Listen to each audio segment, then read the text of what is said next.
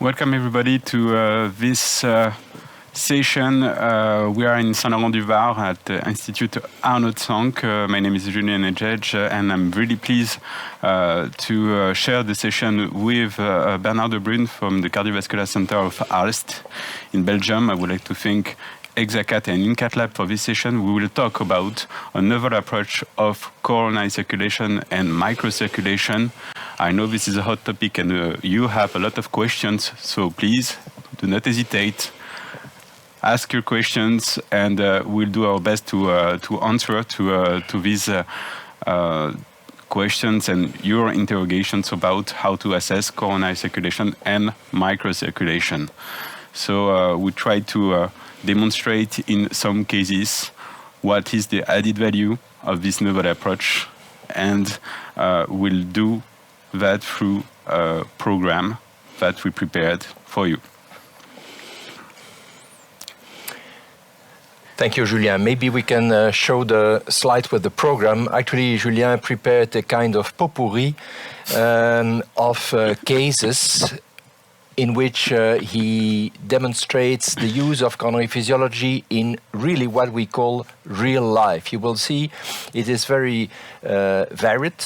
It will go from fractional flow reserve to measurements that are more, let's say, has been more recently developed, like absolute coronary flow measurements. And we will start even with a demonstration of a case in whom, a patient in whom we measured absolute flow measurements and absolute microvascular resistance. Then there will be a case in whom we simply use fractional flow reserve to try to unravel the details of a case, a complex case. Then we will switch to a demonstration, a kind of illustration of the recently described concept of microvascular resistance reserve.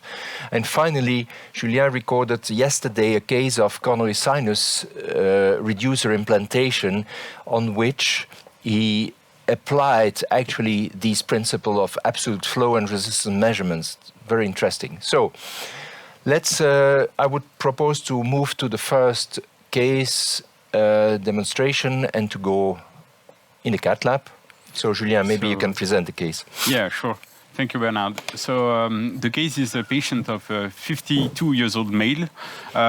He is active smoker and was complaining about atypical angina. He went through his cardiologist and went to the cardiac CT, and we can show the cardiac CT to show that there are some mild coronary stenosis. So next slide, please. So we have mild coronary stenosis in the LAD and in the circumflex, and therefore the patient was referred to the cath lab for coronary angiography. So if I understand correctly, Julien, so it's a classical case of a young patient with a lot of risk factors, because you did not mention he has also a very heavy family history of coronary heart disease. It's an active smoker of 1.5 pack cigarettes a day, and he does not intend to quit smoking apparently. And he also had a hypercholesterolemia, which was not treated up to recently. So a lot of risk factors, and that's the classical story. He has atypical chest pain, well, relatively atypical chest pain. There were some aspects of the chest pain which were suspicious of coronary artery disease. And then, of course, he underwent a stress test which was completely submaximal and therefore does not contribute at all to the diagnosis, was sent to the CT, and the protocol of the radiologist, the protocol made by the radiologist, I insist on this aspect, tells us that there is coronary artery disease with a 70% stenosis in the circumflex and a 50+ stenosis calcified in the LAD. So that's the real classical story. We see that all the time, these patients entering the cath lab, and now we are going to see the coronary angiogram that you performed yesterday. And yeah, we can enter the case.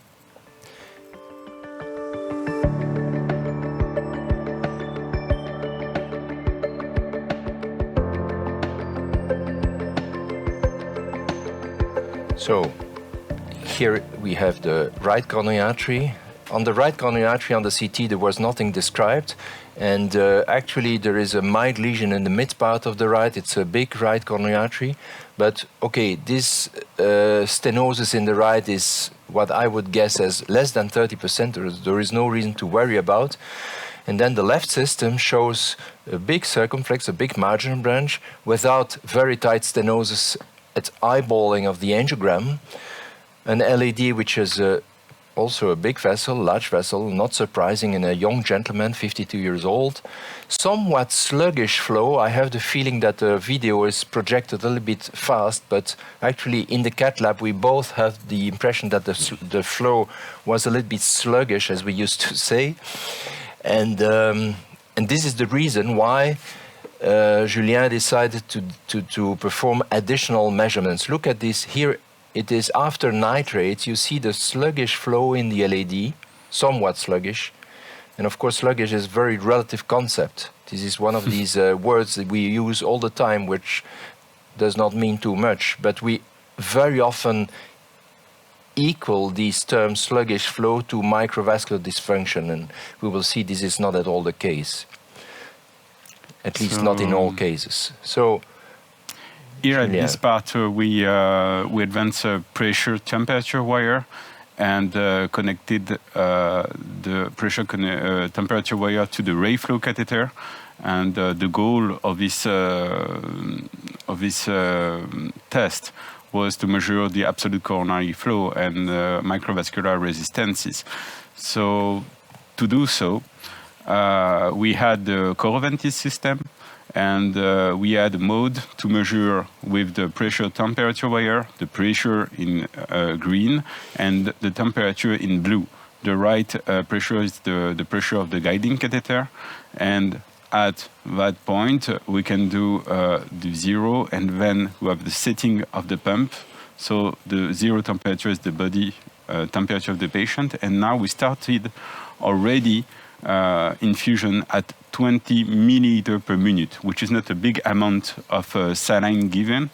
And this continuous thermodilution is allowing us to measure continuously the flow in the coronary artery. And that is a really, really stable signal and a really nice way to measure coronary circulation. After obtaining a steady state, which is almost there, we will pull back the wire into the catheter to measure the infusion temperature of the saline. It is there. Okay. So if I can take over, Julien, so I ask you then at that moment to pull back the sensor as it is displayed there on the angiogram in the RayFlow. That's the only intervention you have to do. And you see this sudden drop of the temperature there in the middle of the screen. And you see that the temperature display tells us that the temperature of the saline when it enters the coronary artery is approximately minus 5.6 or minus 5.5 degrees below body temperature. And with these distal temperature in the distal coronary artery, with the knowledge of the temperature when the saline enters the coronary artery, we have everything we need, or at least the software, the Coroventis software, has everything it needs to calculate absolute flow and absolute resistance. And as Julien discussed, okay, we can stop and we can discuss this tracing, because this has been obtained so far that we could not give you a lot of explanation. But from the left to the right, we see first the baseline. Then you see a small decrease in the temperature tracing, the blue tracing. And then it stabilizes. And it stabilizes very rapidly. We maintain this infusion during approximately 1.5 minutes to have a real stable signal. But actually, we could have shortened it a little bit. And then, as we described already, Julien pulled back the sensor in the RayFlow catheter to obtain the temperature of the saline when it enters the coronary artery. That's very important. So we know how much saline we infuse. So we know the infusion rate. This was set on the pump. We know it's 20 milliliter per minute. We know the temperature of the diluted saline in the blood in the distal part of the LED, and we know the temperature of the saline when it enters the coronary artery. And with these three elements, it is possible to calculate the flow. And the flow is written there on the screen. It's Q, and here it is expressed in liter per minute, so 0.234 liter per minute, 234 milliliter per minute. Now, even more important than the flow, we have the R, the resistance, and this is the microvascular resistance during maximal hyperemia. 225 watt, Woods unit. Again, this is an absolute value of microvascular resistance. And this value, trust me, is a strictly normal value in an LAD in a young man. We consider the thresholds of, let's say, too high microvascular resistance during maximal hyperemia as being around 40, 425, 450. But below this, and especially a value of 225, like it is the case right now, in this gentleman is strictly normal. So we can maybe proceed with the... just one question, Bernard. Yes. It's about also the hyperemic effect. Of this saline infusion. So do we need to have adenosine on board? Is it a maximal hyperemia? Is it at rest? How it works? Yeah, well, so it went all very fast, and actually this measurement is very short. So we did not give a lot of explanation, but infusing 20 milliliter per minute in the proximal LED through the dedicated infusion catheter, which is this RayFlow catheter with 4 side holes, induces automatically maximal hyperemia. This has been very well demonstrated and published. We do not need any other pharmacological agent to induce hyperemia like adenosine or papaverine, so there is no need for these type of agents here. We are fully hyperemic just by infusing 20 milliliter per minute. Now the mechanisms of this infusion, of this hyperemia, are still a little bit question mark, but most likely it relates to a local hemolysis of the red blood cells passing through the jets, well, hemolysis or even deformation of the red blood cells, which in turn induce a release of ATP, adenosine, and NO. And this, of course, this cocktail of NO and adenosine and probably other vasodilator stuff is a very potent vasodilator of the microcirculation, and this is probably the mechanism of this saline-induced hyperemic phenomenon. So here we have, in fact, with illustration, all the picture of the coronary circulation on this LED. Could say. Yeah, you're right. You're alluding to the fact that actually when you look at the Coroventis screen, we have both the resistance, the microvascular resistance, that's, let's say, the quintessential metrics of the microcirculation. We have the flow, because the flow is, of course, needed to calculate this resistance. We have, thanks to these Abbott pressure wire, also simultaneously and instantaneously the distal coronary pressure, which also plays a role in the calculation of the resistance. And if we have the proximal pressure and the distal pressure during hyperemia, well, we have also the value of fractional flow reserve, which in this case is 0.87. 0.87 in a 52-year-old man with diffusely diseased coronary arteries. We know that from the CT, they are calcified. We don't see a lot of focal stenosis on the angiogram, but we know these coronary arteries are not strictly normal. This value of 0.87 is really something we see all the time. This is a very normal value, I would say. So we have, as you mentioned, Julien, a complete description of the entire coronary circulation, the epicardial segment with fractional flow reserve, and the microcirculation with the minimal microvascular resistance. So I think we can continue with this case. It's when we look at the CT, we have questions about this coronary stenosis, mild coronary stenosis, and so I think the added value of performing invasive coronary angiogram is to have the functional evaluation of this coronary stenosis. So we discussed during this session about all these measurements on the LED because we thought it was really important to investigate this atypical angina. And also after this measurement, we went to measure the left circumflex artery. But for this case, I mean, we just underwent to FFR, regular FFR measurement. So, well, Julien, maybe we can ask the Régie to go to these measurements of fractional flow reserve. They are a little bit further down the road, I would say. Now, actually, it does not matter too much. The message is the fractional flow reserve was normal, there it goes. Yeah, that's actually the main message. Julien, you injected what to induce hyperemia? 200 micrograms of adenosine. IC. Intracoronary. Okay.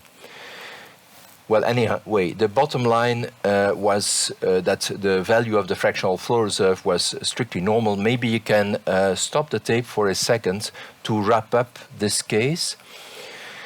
So we have a 52-year-old gentleman with atypical chest pain, risk factors, went to the CT. The CT was told to be abnormal, and it was abnormal. It was calcified, but it was also told to be to show significant lesion in the circumflex and in the LAD. Now the CT images were not sent to FFR CT by HeartFlow. Otherwise, most likely this patient would not have been catheterized, by the way. But anyhow, the patient landed or arrived in the catheterization laboratory, and there we have two possibilities. That's always the same. Either we simply repeat the angiogram by pushing a little bit contrast in the coronary arteries and getting actually not more information than what is available by the CT, or we go one step further and we explore the physiology of this coronary circulation of this patient. And in this case, and it was very obvious, you had two strictly normal fractional flow reserve values. And in addition, we also know that the microcirculation, despite the presence of diffuse atherosclerosis, is strictly normal.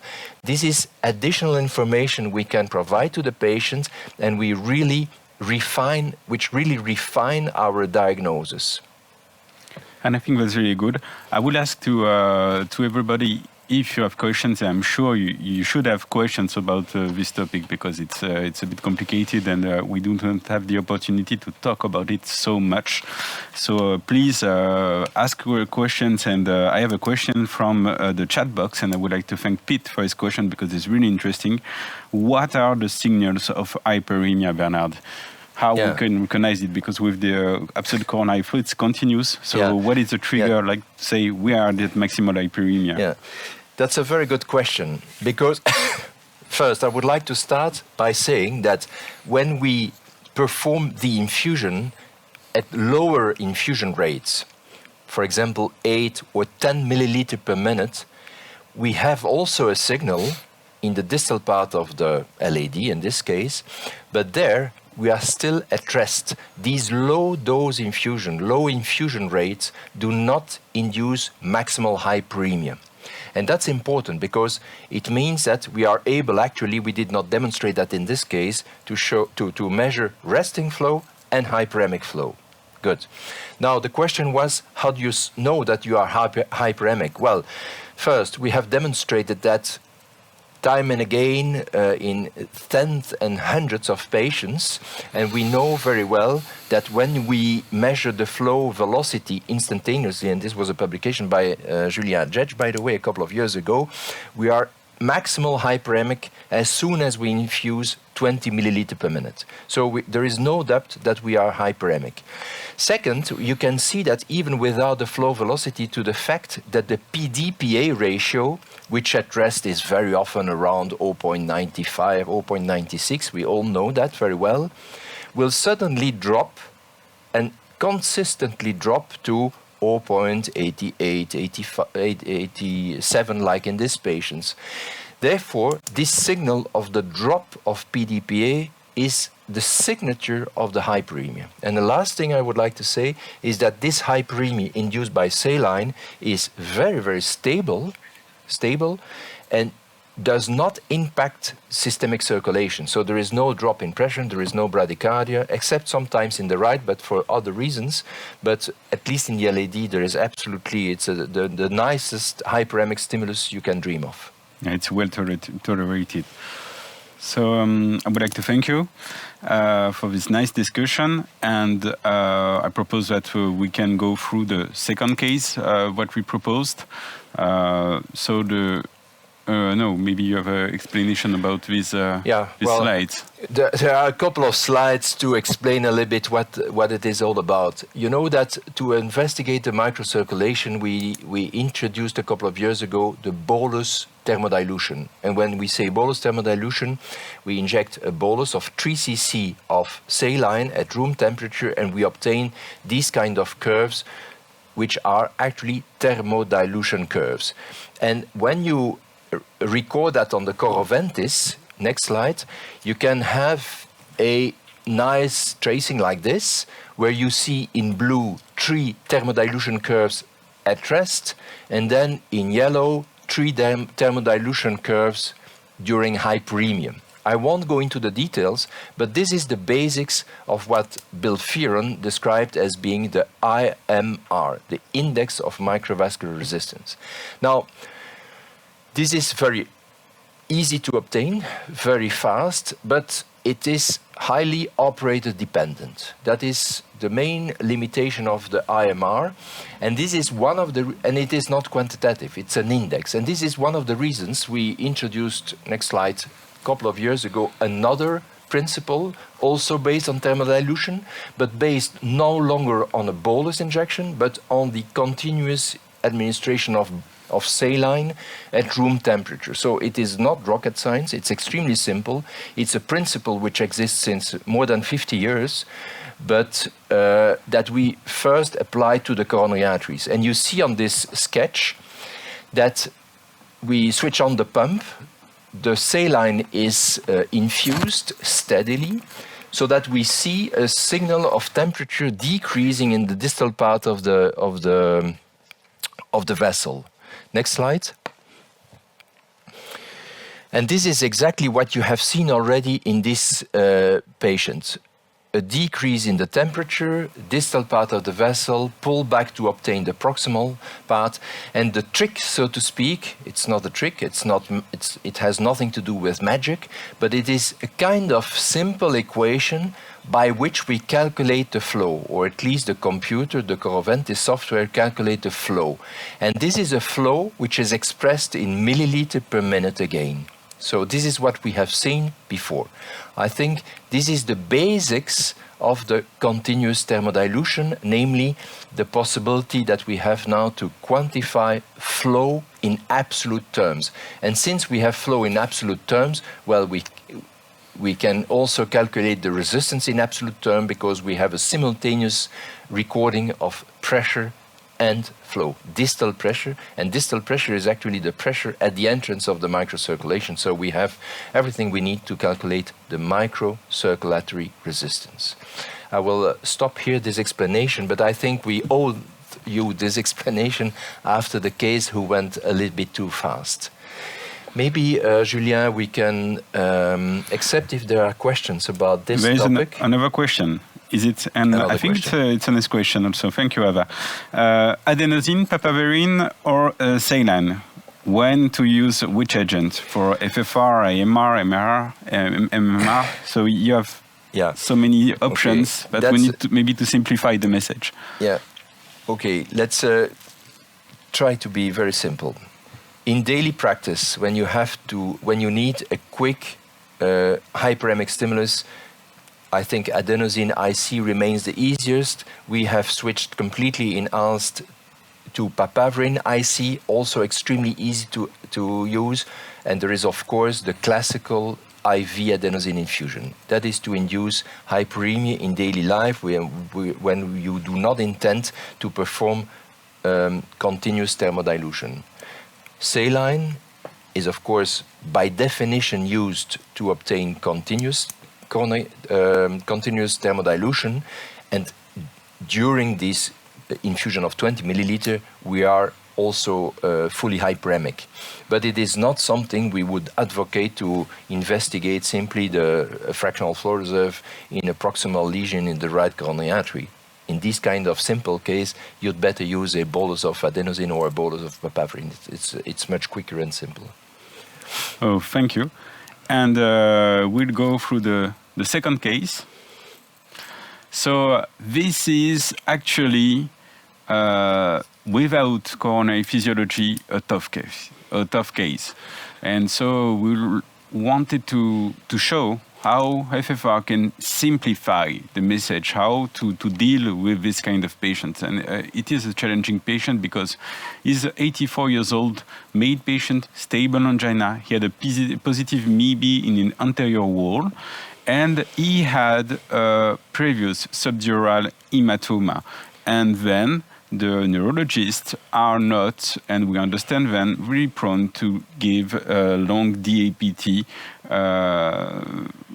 therapy for this risk, and the patient is demanding about chest pain. So the goal of this case was to perform only a coronary angiography. We didn't prepare the patient to give a DAPT yet, and to plan the strategy for him about what we will find about his coronary artery disease. And I think we are not ready to show the next slide. And so we have here the anterior wall ischemia, and we can see the MIB, and then we can have a look on the coronary angiogram, which will be present in the live case that we performed yesterday. So here we'll not talk about microcirculation. We will show you the coronary angiography first. And I think it's important also to assess these points. So you can see here that we have circumflex stenosis, we have long LAD, diffusely stenosis with several points where we have focal and tight stenosis as well. So we'll turn around and you can see this LAD, diffusely disease. So it is quite challenging to obtain an FFR value of post-PCA of 1, and I think it's not the goal here, is to relieve the ischemia. And we have the right, which is really tight. And I think the message of this session also, it's when you have such a tight coronary stenosis on the right artery, it is not the case to measure the FFR. We know it from the start that it will be highly significant, this one, and the stenosis is really tight. So first of all, we went to the circumflex to evaluate the FFR measurement. May I just interrupt you, Julien, yeah. Because, okay, this is also a case from daily life, and I would like you to stop the tape for a moment, if possible. Now, it's a 84-year-old gentleman with these subdural hematoma, that's important, and a lot of angina. I've seen the patient yesterday, he had angina at the slightest movement. Now we have a MIB, that's already interesting. We have a MIB which shows a very mild, let's say, maldistribution of the flow in the anterior wall, nothing in the inferior wall. While we know from the echo that you showed me that the function of this gentleman is strictly normal. So this is already for me a big surprise. We have seen the coronary angiogram, diffusely diseased LAD with a very tight lesion in the mid part. Well, let's say a moderate to tight lesion in the mid part. a moderate lesion in the proximal circumflex, heavily calcified, also important to notice, and then a diffusely diseased critical lesions in the series of lesions in the right coronary artery.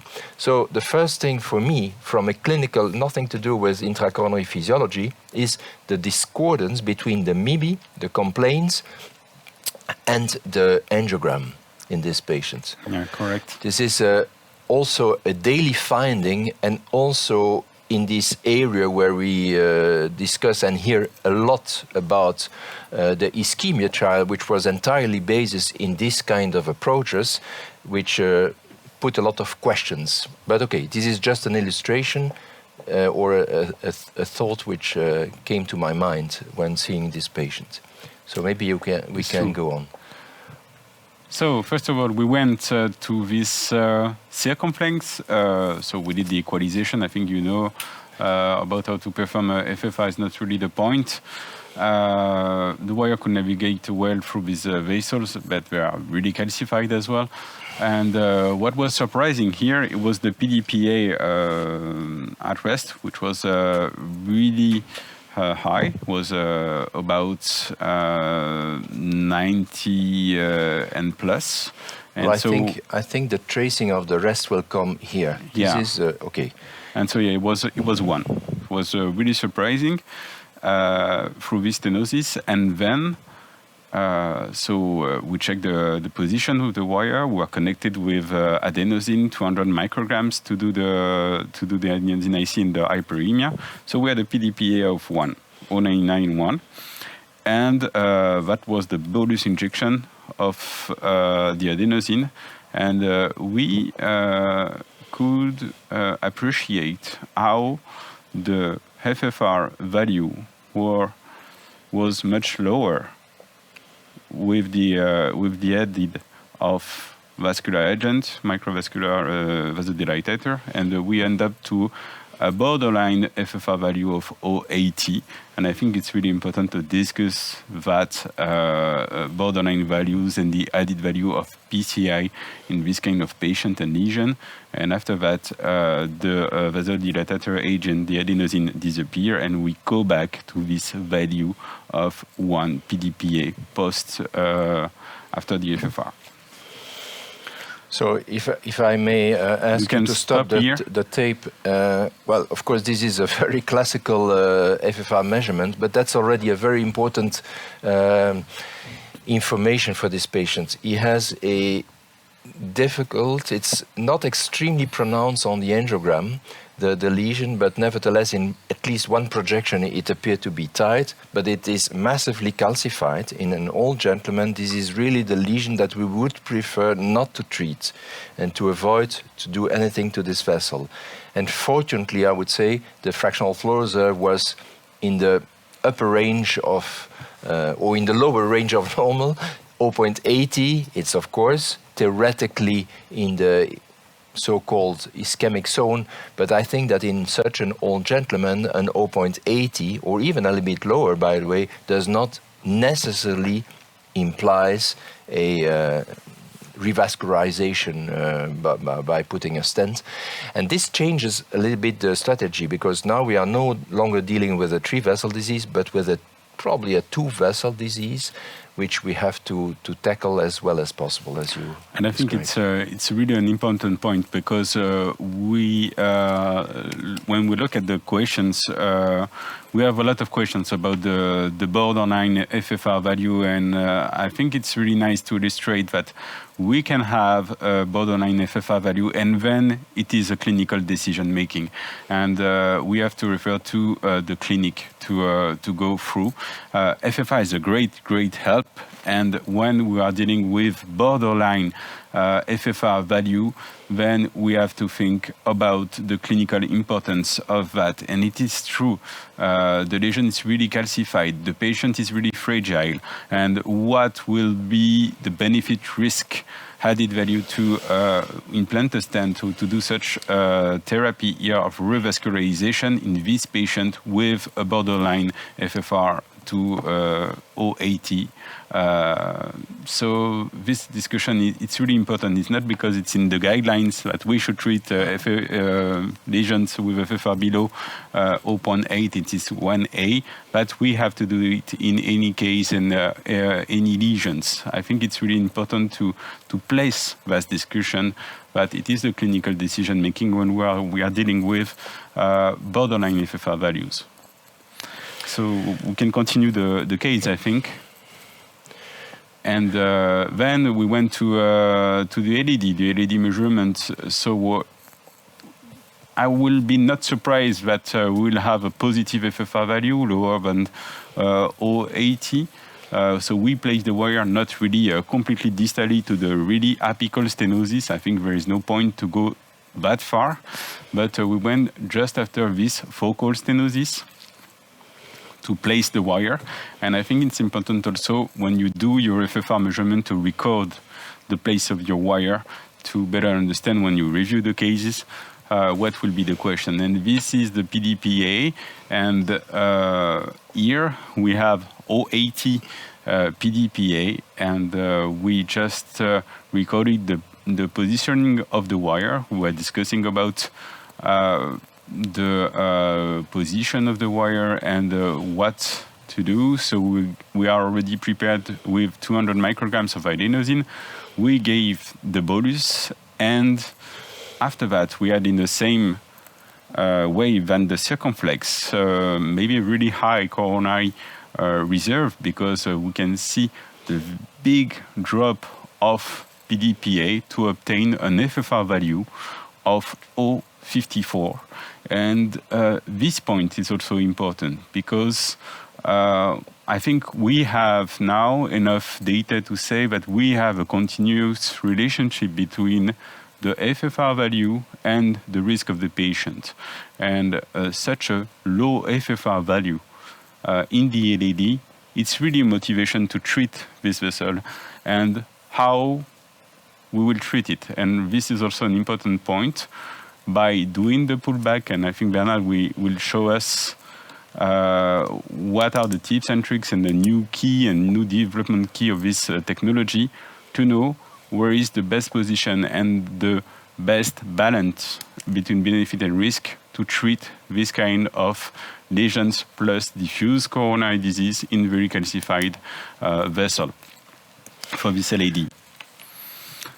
Yeah, thank you, Julien. So here, if I understand correctly, you have placed the wire in the distal part of the LAD, as you explained us, not in the very, very distal part, because it doesn't make any sense to go that distal, but in the, let's say, the last third of the LAD, and you had a fractional flow reserve of 0.54. This is what I would call a stationary fractional flow reserve.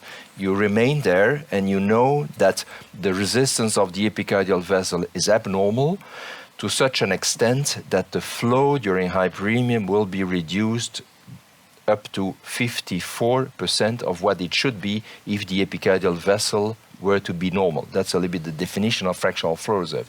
But actually, in this elderly patients, we are really interested in knowing what is the cause of his angina and how to revascularize these patients with a minimal length of stents. The stent type we can discuss later, but with a minimal length of stent in order to allow us to give DAPT during a very short duration of time. And that's a little bit the general philosophy. Maybe you can show the next slides, because you pulled back. Okay, you can remain on this slide. And you pulled back the pressure tracing, and you pulled back at the end when the hyperemia was gone. But this pull-back tracing was also improved and quantified recently, especially by my two colleagues, Carlos Collet and Jeroen Sonk, and they described what they call, what they termed the PPG, which stands for pull-back pressure gradient. And it's a kind of quantification of the focal character versus the diffuseness of the disease. Focal versus diffuse. And this is a typical pullback in a lesion in the right coronary artery. It's not the same patient as the patient that Julien did yesterday, where on the angiogram we see a lesion which is focal, and indeed when we pull back under maximal hyperemia we see a very localized pressure gradient which disappears immediately. That's easy. That is something, actually, to be honest, we don't need too much quantification. Next slide.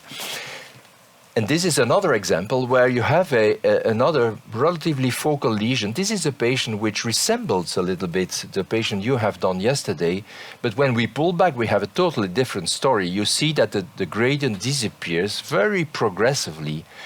And on the screen, you have a value of 0.37 there under the letters PPG. So the PPG is very low. The PPG, if you come back to the previous slide, maybe I can do that myself. No, you come back to the previous slide, you see the PPG is 0.90. Go next slide again. And in this case, the PPG is 0.37. So there is a big difference in between both. And to make a long story short, I will just drop the information that the higher the PPG, the more focal the lesion. The lower the PPG, the more diffuse the disease. And again, this is obtained by manual pullback of the pressure sensor during maximal hyperemia. Okay? Next slide. Now you will say, well, okay, these are the two cases we just discussed, side by side, easy to distinguish actually. The one is focal, the other one is very diffuse. We don't need too much computer science behind to eyeball these pressure tracings. Next. But actually, when we look at many of these pullback pressure tracings, we are very often in depth to say whether it is focal, whether it is diffuse. And there comes the PPG calculation into picture. So in two words, the PPG is an index which is calculated, and there is an equation. And for today we will keep things very simple, but there are two terms in this equation.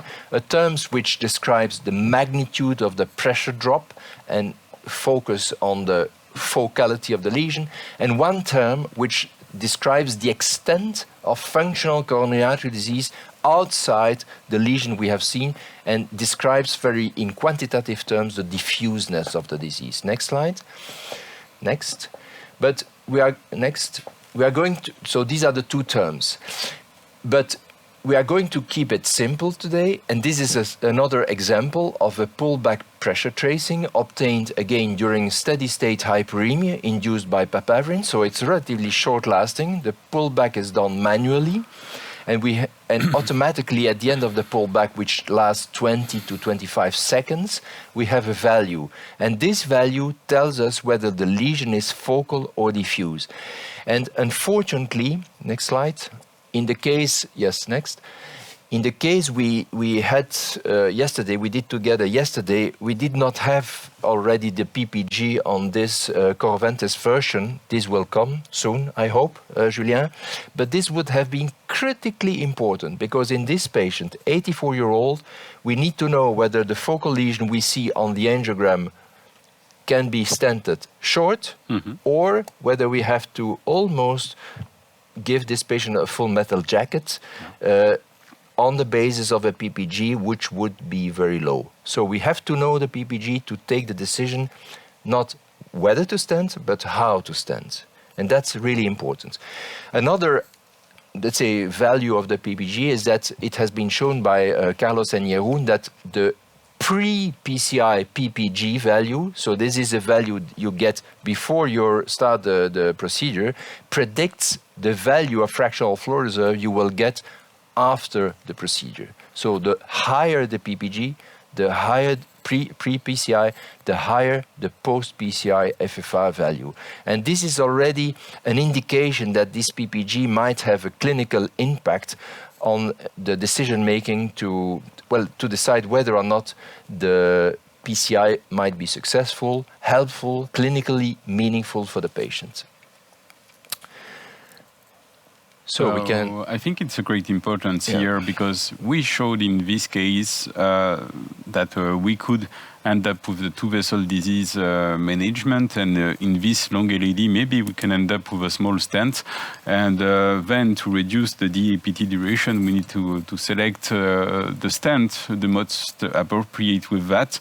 So we will discuss, and I think this patient will be planned for PCI soon of the right coronary artery and the LED, and we will target, if the software is really available really soon, to do it with the PPG to end up with a stent. And I will select a bioactive stent from Hexacath called Optimax.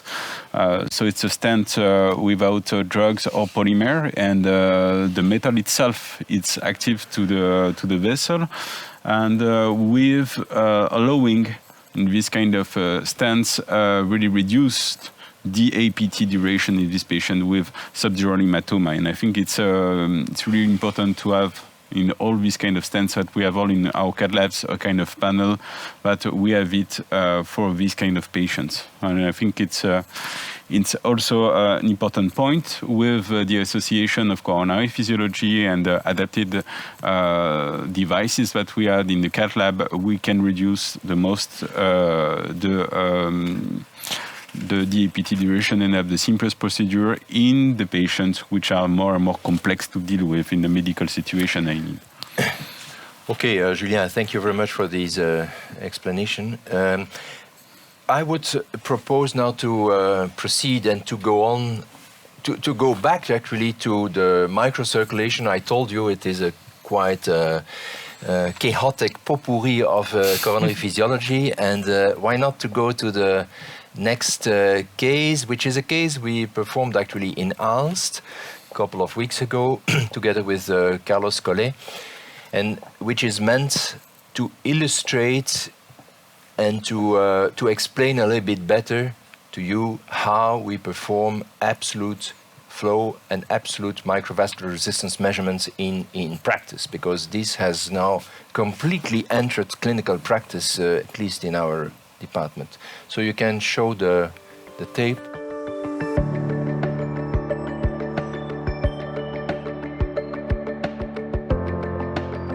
Actually, to perform these measurements of microvascular resistance, absolute microvascular resistance and absolute flow, and when we say absolute flow, it means in milliliter per minute, we need a couple of pieces of equipment: a pressure temperature wire from Abbott, then a RayFlow catheter, which is a dedicated catheter, infusion catheter, which is monorail, so it's extremely easy to use.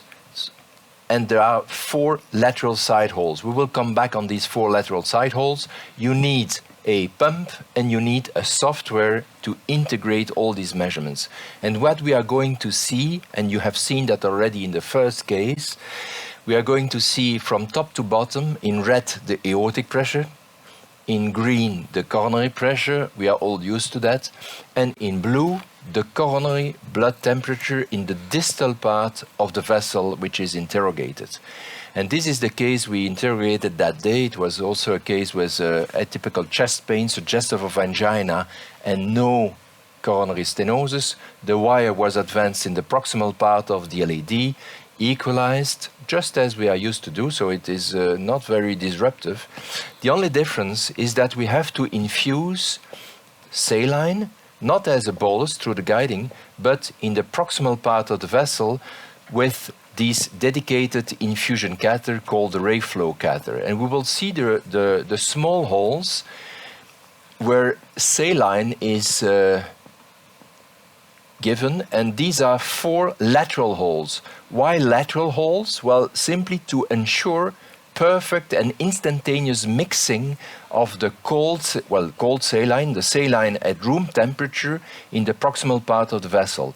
This mixing is an essential, let's say, prerequisite, a fundamental condition to, let's say, satisfy the basic principles of thermodilution. So mixing of the indicator, just like we do when we perform coronary output, cardiac output with a Schwann-Ganz catheter. Mixing is also important. And then we start the infusion at 10 milliliter per minute. And look at the PDPA ratio, it's 0.92. So it is not strictly normal, it should be closer to 1.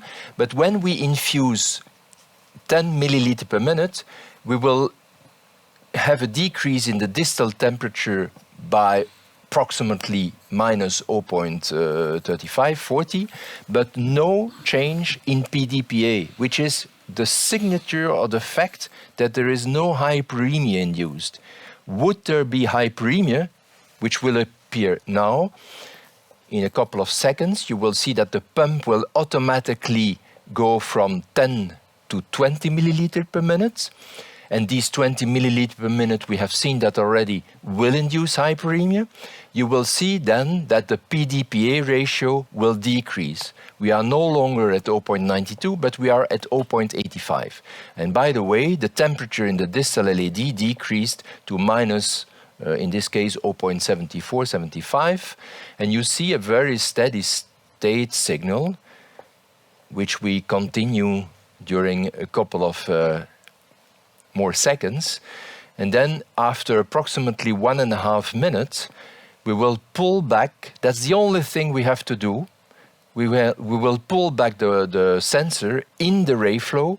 That's why the blue signal dives under the screen, I would say. It's out of image here for a couple of seconds. And then when the coroventis has registered the temperature of the saline when it enters the coronary artery, what we call the TI, at the infusion rate of 20, it will automatically switch back to 10 milliliter per minute. And then you see the temperature tracing reappearing on the screen. This is also a piece of information we need to integrate in the equation, and this is again done automatically by the coroventis. And when we have a steady state, we can stop the pump and let the signal go back to the baseline. And this is what we get as final result. You can stop here the tape so that we have 1 minute to explain what we see. This tracing is a simultaneous tracing of pressure and temperature. This is something you probably understood already. And from left to the right, we see the baseline, then the temperature in the distal LAD when the infusion is set on 10 milliliter per minute. This is the resting state. You see that the PDPA ratio is about 0.92 at that stage. Then the pump automatically switch from 10 to 20, which means that from the rest we are going to switch to a hyperemic condition. You see that there is a drop in distal temperature, but also a drop in distal pressure. Then the only, let's say, very small interference of the operator is to pull back the sensor from the distal part of the LAD to the distal part of the infusion catheter. That's it. For the rest of the time, we don't touch the table, we don't touch the patient, we don't touch the catheters. And then after a total of 4 minutes, we have all the measurements we need to have to be fed into the coroventis system and to calculate simultaneously fractional flow reserve, coronary flow reserve, and then a new index, which is the microvascular resistance reserve. I won't go into the details because this is a little bit beyond the scope of this presentation, but you see that in 4 minutes we have a complete picture, a very comprehensive framework of the coronary circulation and the physiology of the coronary circulation, based on absolute flow values and absolute resistance values. And in this patient, I would just like to point out that the minimal resistance was 380, which is borderline high, not frankly abnormal, but borderline high. And you see the values of the flow, you see the values of the flow at rest on the top part of the top right part of the screen, and then underneath you see the instantaneously calculated fractional flow reserve, coronary flow reserve, and MRR, which is this new index, which is really specific of the microvascular function. I will stop here. Julien, I don't know if there are questions from the audience or from you. No question about the audience. I think we had to digest all this concept, and but that's really really nice to see how we can have all these measurements in simple minutes with only saline.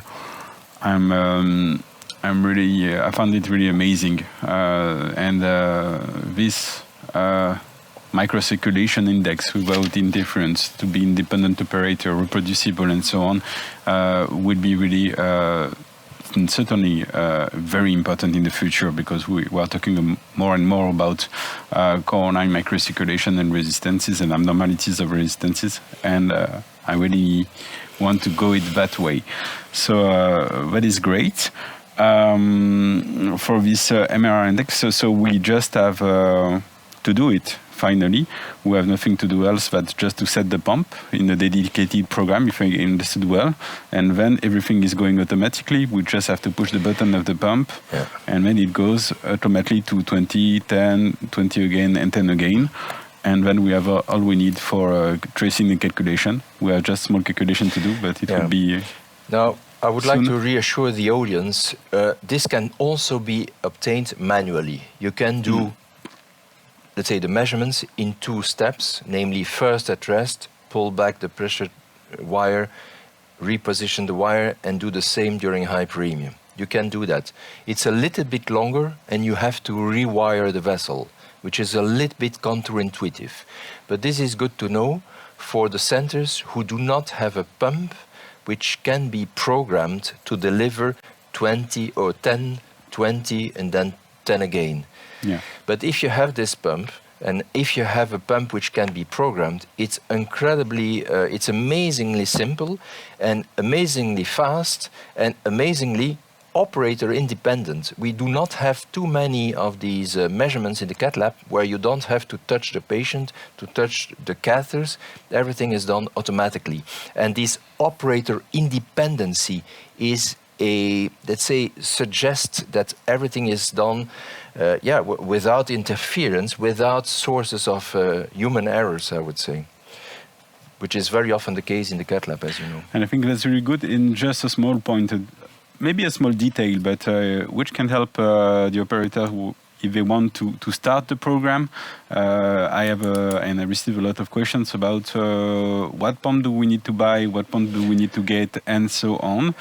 Just the first point, if you do not have the infusion pump, you can ask to your radiology department. They have plenty, and sometimes they don't use it, and they can just give it to you, and then you have a pump already. So just ask around, and if not, we have regular pump for LV angiogram, and then we can do the job.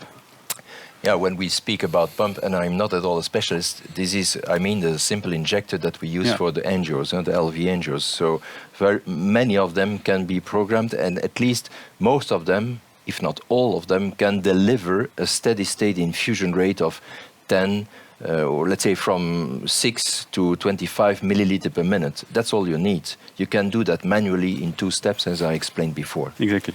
So that could be really simple to set up in your centers if you want to have the MRR on board. I think it was a really nice discussion, and I would like to thank everybody. If you still have questions, please do not hesitate, because we'll have like few minutes together.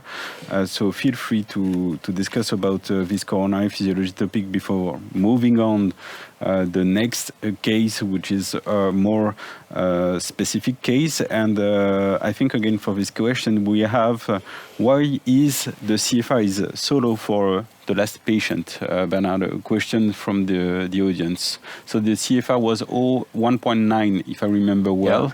Yeah. So the question was why we have this reserve a bit low. Yeah.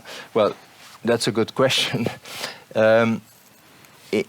Let's say the CFR is an index which takes into account both the epicardial segment and the microvascular. That's important to realize. And that's important to realize, I would say, once and forever, because CFR is very often used in the literature as an index of the microcirculation. It's not an index of the microcirculation. It's an index of both the epicardial vessel and the microcirculation. So It is low in this case. It's a little bit lower than 2. 2 is very often considered the cutoff value. This colleague is right. It's a little bit too low. I cannot tell you whether it is too low because of the epicardial problem or because of the microcirculation. In this patient, there was an FFR of 0.84 or 85. This contributes certainly to the decrease in the CFR. And again, if you want to have an index which is really specific for the microcirculation, we have to go in the direction of absolute flow measurements, or IMR, which is also a specific index. We are not going to the details, but IMR is also an index which is specific for the microcirculation, but in my opinion, even better, in the direction of the absolute flow measurements, absolute resistance measurements, and even better, the microvascular resistance reserve. Oh, that's great. Thank you. We'll move for the last case. And so this is a case of 82 years old. There is a typo in the slide. It's a male patient, 82 years old male patient, with a previous PCI of the left circumflex, and he had a very long stent in the marginal, a 2.5 millimeter diameter. I received the patient previously. I performed the CTO of this vessel.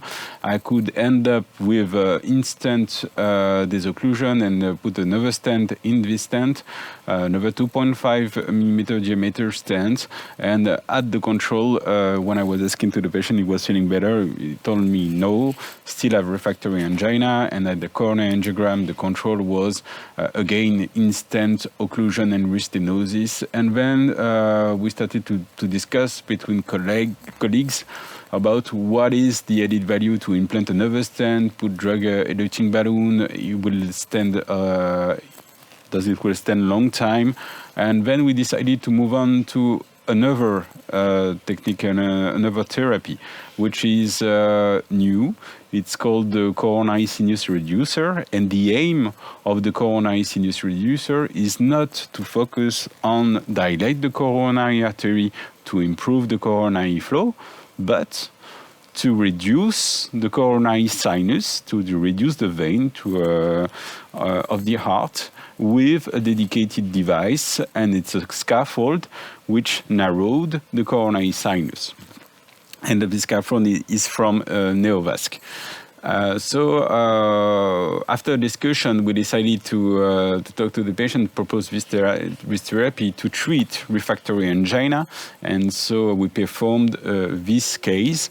And I have some questions about what is the impact of coronary circulation on this kind of device, because then it's challenging us about the mechanism of that, how to treat refractory angina, and what will be the value, what will be the effect on coronary circulation if we reduce the coronary sinus. And what I like in the absolute coronary flow measurement, it's one, the absolute values, and I think it's really nice to have it. It's really nice understanding, and also because it is continuous. And with continuous measurement, we can have and applied the effect of device or therapeutics, and to better understand the effect of coronary circulation. So I thought it was really interesting and important for this patient to measure the coronary circulation, the microvascular resistance, the flow, the FFR, with the procedure of coronary sinus reducer implantation. So we'll start with the case now.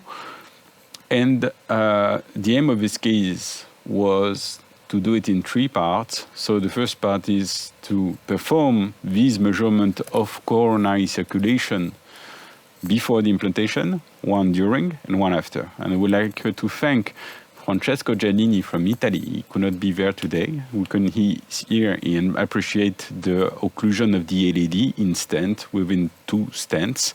And the patient had a PCI of the right coronary artery with good results. And we used this vessel, this big right, to measure the absolute coronary flow. So we did that and we performed that like we showed it before. And I was assisted with one new colleague, a great colleague, Leo Quenin. So he was helping me for this case. So we were three to treat this patient. And so first of all, we put the pressure temperature wire in the distal part of the right coronary artery. We placed the RayFlow catheter radiopaque marker at the level of the stent. We wanted to have a marker to really see where it was and do not move from this marker. And then we infused 20 milliliter per minute. We were interested to the maximal hyperemic value, so the maximal coronary blood flow.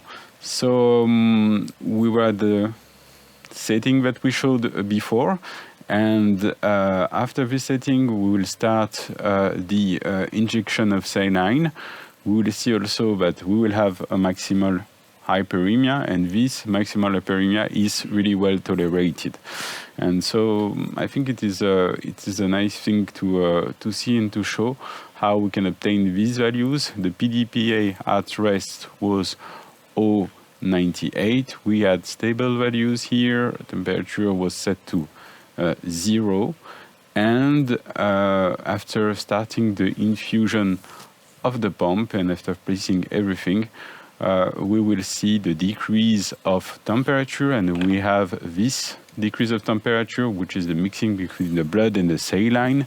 And so we infuse it inside the stent, and I think it's also a good point. So you can infuse everywhere you want. You will have maximal hyperemia even with a stent. This does not matter. So we have this mixing about minus 1.2, 1.1. And after that, we place just a marker. We can place marker on the tracing. This is the marker for me to say pullback, and then we perform the pullback of the pressure wire. We will leave in place during all the procedure the RayFlow catheter inside the stent. We have the temperature of the infusion, saline infused, which exceeds the RayFlow catheter in the distal part. It was -6. I will not go to the detail of the values. I think it's better to summarize it at the end. And so that was the measurement pre-implantation of the coronary sinus reducer. So how we implant the coronary sinus reducer in practice, we use the jugular vein, the right jugular vein, and we catheterize through the jugular vein the coronary sinus reducer, which is a device with a short shaft, which is a scaffold which allows the narrowing of the coronary sinus. It's opening with a balloon. We have to first of all wire the coronary sinus, push and advance a catheter inside. The learning curve is really fast, by the way. It's not a difficult procedure. And here we are in place, and we just placed the coronary sinus reducer, not inflated. And during the positioning, we started the infusion of saline. So to say it in a simple way, we were measuring the coronary flow, absolute coronary flow at maximal hyperemia during the implantation. So we have one marker before the implantation. Here we inflate the scaffold to reduce the coronary sinus, and here we can see we are occlusive of the coronary sinus. The balloon is inflated, and it is well tolerated for the patient. We don't see a lot of modifications in the PDPA or heartbeats, so it was really well tolerated to do this inflation. We control that we are occlusive of this by injecting contrast. So we were occlusive of the coronary sinus, and we had the continuous measurement of the flow here, and we will go after that, into the detail of the measurements and what we found, I think it's important to proceed with the procedure, just do the measurements, and after that, you do the calculations with the computer. Don't make it longer.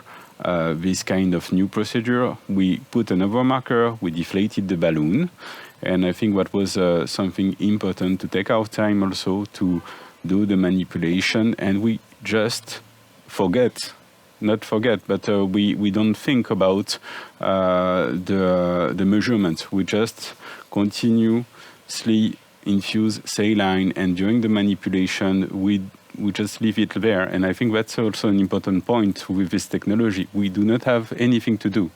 We just keep recorded the coronary flow, and this is a really simple and nice way to measure coronary physiology while we are doing other therapeutics and to better understand the effect of coronary circulation. And during that time, we are just dealing with the retrieval of the balloon, the positioning of the wire, see if everything is okay. So we were really like looking at this after retrieval of the balloon with the device in place.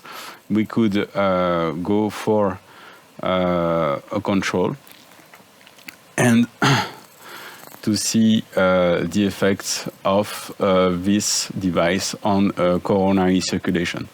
I think it's important to show also how it is easy to implant a coronary sinus reducer.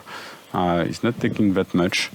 And after that, we just have to deal with the retrieval of this balloon. So we are now retrieving the balloon here. You can see it on the angiogram.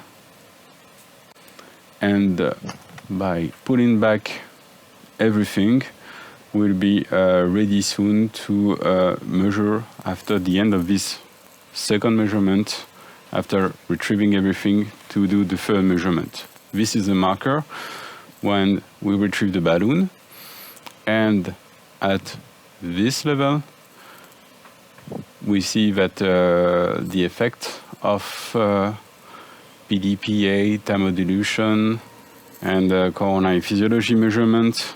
So it's taking a bit time to do it, but I think it's important also to show in real life how long it takes to perform coronary sinus reducer implantation, because it's not really performed in all cases, in all centers. It's not really developed yet. It's a really new therapeutic, but working well. And we place another marker, and here we had the infused temperature again to show the coronary circulation and the flow.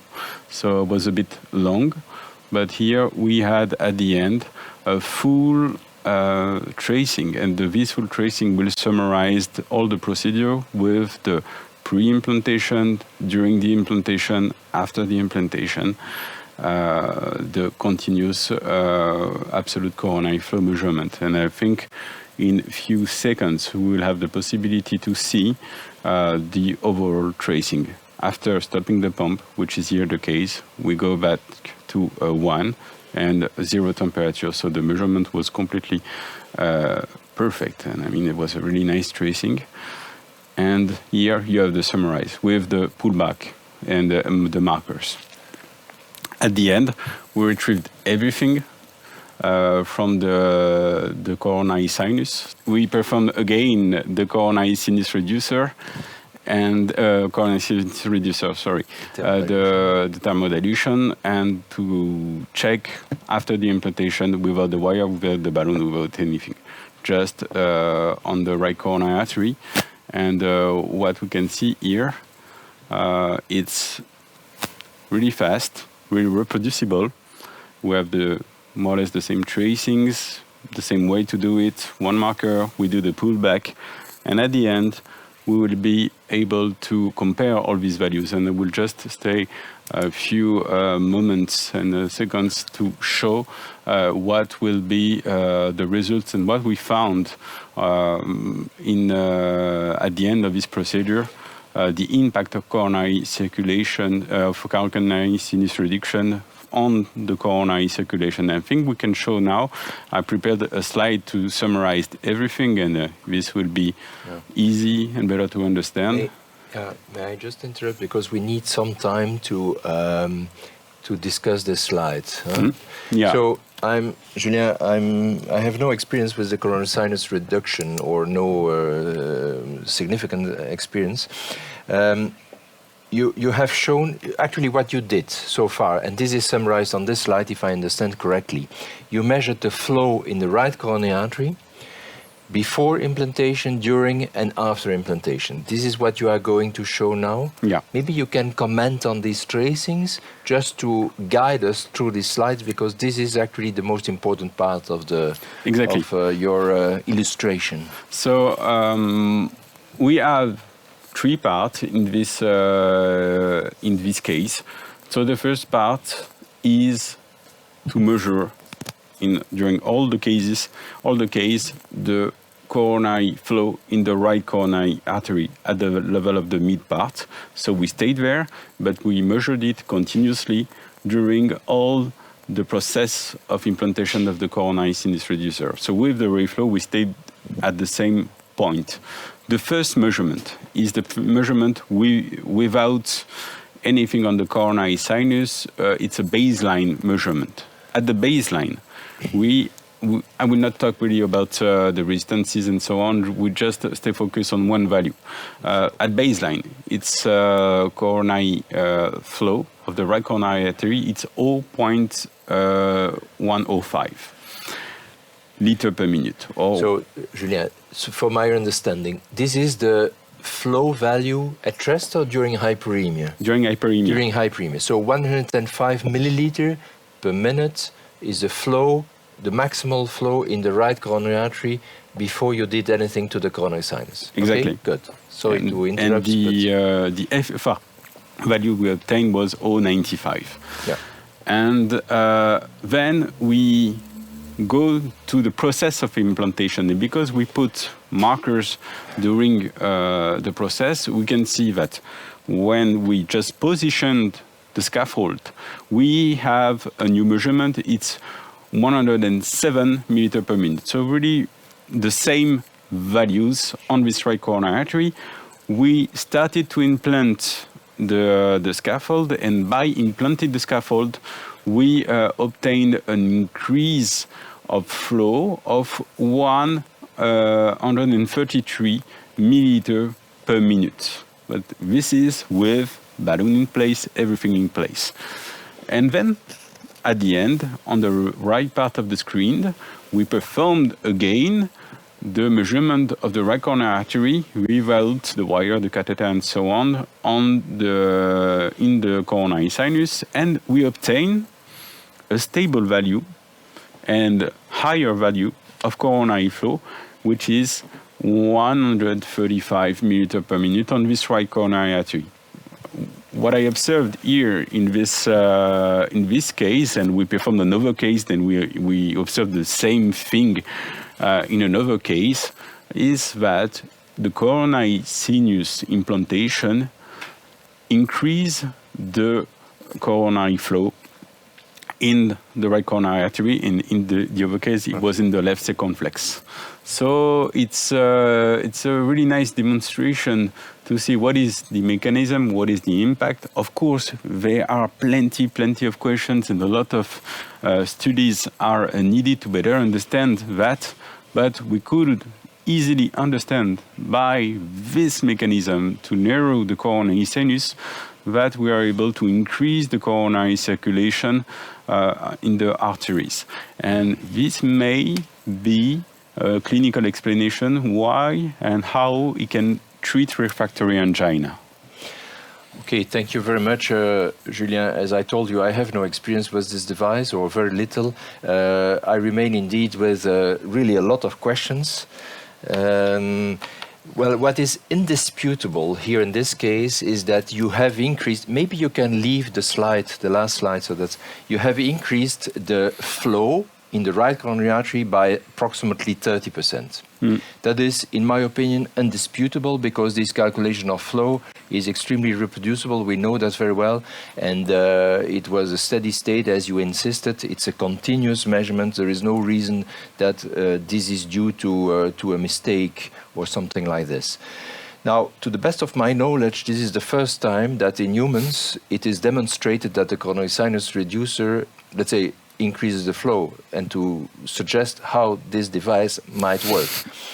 Now, to be a little bit critic, I have more depth about the calculations of the resistance, but I still have to think it over twice, and maybe even more than twice. And I also suggest the audience to think it over, because the resistance is theoretically the resistance of the the microvasculature. But by implanting this device, you increase the backflow in the coronary sinus. So the flow, the pressure on the other side of the microvascular resistance will increase. And this pressure is not measured here, but this pressure should be actually integrated in the equation of the resistance. Very often we neglect this venous pressure. We say, to calculate the resistance, the venous pressure is very, very low. It's so much lower than the PD, the distal pressure in the coronary artery, that we can simply get rid of it. But here, I think, if I understand correctly, the basic principle of implanting this device is to increase the back pressure, the pressure in the coronary sinus. So again, I have to think it over to know whether these resistance figures are real, or whether whether they are reliable, or whether we should actually integrate the distal pressure in the coronary sinus. This is a detail, this is a methodological detail. Again, what is indisputable is that you increase the flow. And if you say that the patient is asymptomatic and that his MIBI scan, or was it the other patient, that the MIBI scan normalized completely, this is indeed extremely impressive. Yeah, indeed, we had a good clinical result at 1 month. Yeah. So the patients were really relief of angina, and we could activate both exercise tests. I'm sure this demonstration, even though it is, let's say, the first time this is done in humans, will induce a lot of thinking in many of the colleagues who are looking at this case. I would like to congratulate you to having done that, to demonstrate that these measurements are that easy, also demonstrate these implantation of the coronary sinus reducer, which also appears to be very easy, and to suggest, at least in these two cases, that it's very useful for the patients. So this is a lot of useful information. Are there questions from the audience on your iPad, Julien? I think it's okay, and we replied during the discussion to most of them, and I think it's good to maybe summarize with this novel approach to coronary microcirculation. I just used this tool in this last case to show that you have a lot of topic and a lot of way to explore coronary circulation and better understand how we treat patients, how we do that, and how we understand it, because it's really easy in continuous measurement. And I think that's the time for you to give us the take-home message and to...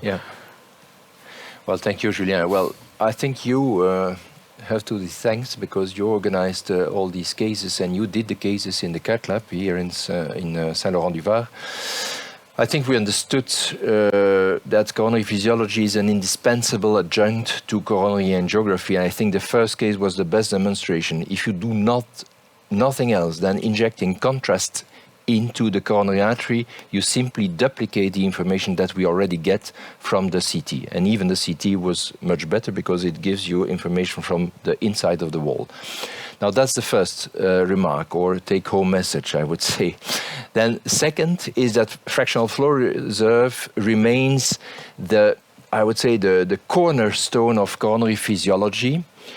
But I think that other indices, and I mainly think of the PPG, the pull-back pressure gradient, will soon be adopted in clinical practice. Again, PPG is to distinguish whether the lesion is focal or whether it is diffuse. This is relatively low-hanging fruit, I would say. It's extremely simple. You induce hyperemia, you pull back manually, and you have the results on the Coroventus system.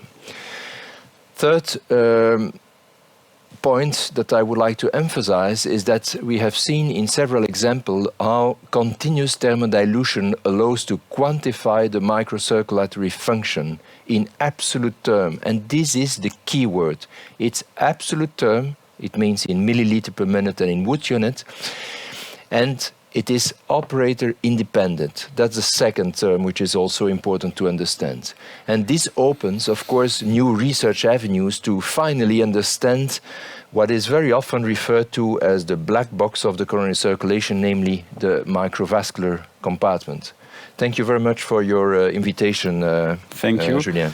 Thank you a lot for your participation. One important thing before leaving you is to thank Hexacath for his support, and we could do everything with this RayFlow catheter, so I think it's an important point. I would like to thank InCathLab for their work. They were really great work. I would like to thank also you, Bernard, to be here, the nurse. They were really a great support yesterday, and until very late. Until very late, and so thank you, Morgan, and thank you, Laura. And I would like also you to say this live is almost over, but you can still watch the replay in 24 or 48 hours from now, and you will be able to go through these videos and to digest a bit this morning of coronary physiology. I would like to thank you again all, and wish you a good day.